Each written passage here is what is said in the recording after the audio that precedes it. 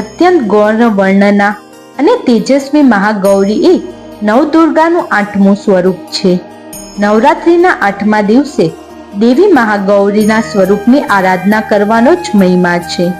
પુરાણ કથા પ્રમાણે દેવી શૈલપુત્રી 16 વર્ષની આયુએ ખૂબ જ સુંદર અને ગૌર વર્ણના હતા. દેવીનું આ સ્વરૂપ મહાગૌરી તરીકે ઓળખાયું. દેવી મહાગૌરી રાહુ ગ્રહનું સંચાલન કરે છે.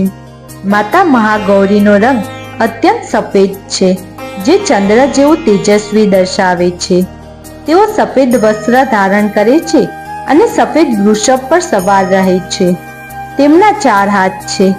એક હાથમાં ત્રિશૂલ, બીજા હાથમાં ડમરૂ, ત્રીજે હાથમાં અભય મુદ્રા અને ચોથે હાથમાં વરદાન આપતી મુદ્રા છે. મહાગૌરી માતાનો પ્રિય રંગ સફેદ છે, જે શુદ્ધતા, શાંત અને પવિત્રતાનું પ્રતીક માનવામાં આવે છે. માતાને મોગરો અને ચમેલી જેવો સફેદ સુગંધિત ફૂલ ખૂબ જ પ્રિય છે, જે તેમની શાંત અને દિવ્ય સ્વરૂપની પ્રશંસા કરે છે. ભોગમાં માતાને ખીર, પૂરણ અને નારિયેળથી બનેલી મીઠાઈઓ અર્પણ કરવી ખૂબ જ શુભ માનવામાં આવે છે.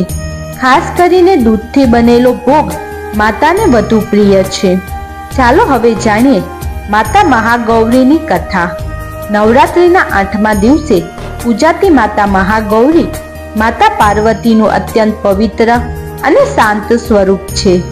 તેમની કથા ખૂબ જ પ્રેરણાદાયી અને ભક્તિથી ભરપૂર છે. પ્રાચીન સમયમાં માતા પાર્વતીએ ભગવાન શિવને પતિ તરીકે મેળવવા માટે કઠોર તપસ્યા કરી હતી. તેમણે વર્ષો સુધી અન્ન જળનો ત્યાગ કરીને ઘોર ઉપવાસ અને ધ્યાન કર્યું હતું.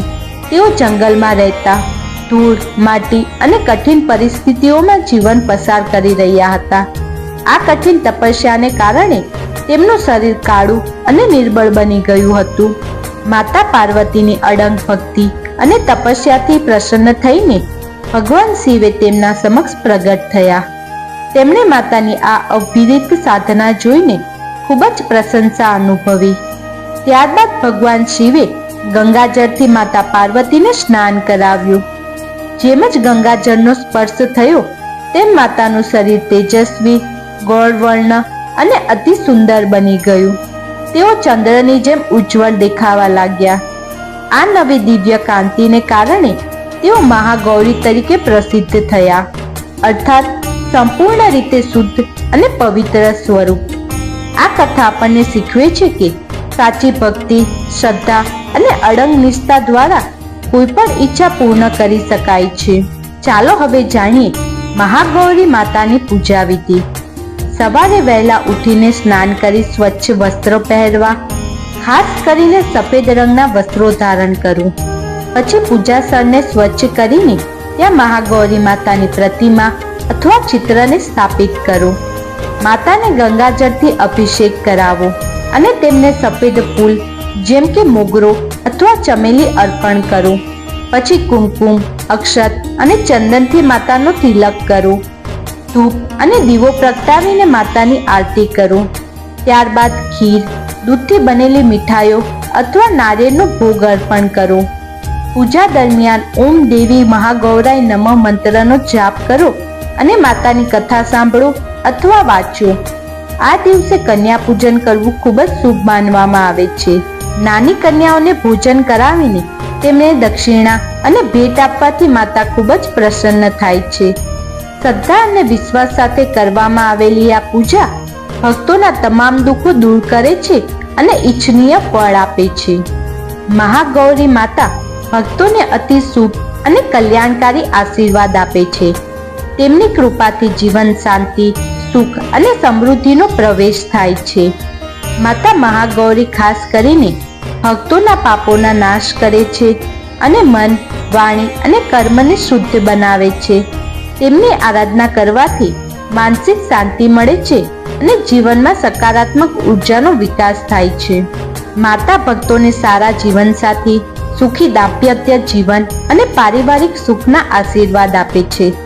ખાસ કરીને જે લોકોના લગ્નમાં અડચણો હોય તેઓ માટે માતાની ઉપાસના ખૂબ જ લાભદાયી માનવામાં આવે છે. મહાગૌરી માતાની કૃપાથી આરોગ્ય સુધરે છે, દુઃખ દરિદ્રતા દૂર થાય છે અને ભક્તોના આર્થિક સ્થિરતા પ્રાપ્ત થાય છે. તેઓ જીવનમાં નવી શરૂઆત કરવાની શક્તિ અને આત્મવિશ્વાસ આપે છે.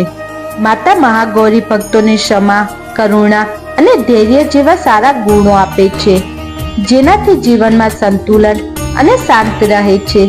શ્રદ્ધા અને ભક્તિથી કરેલી પ્રાર્થના ક્યારેક વ્યર્થ નથી જતી.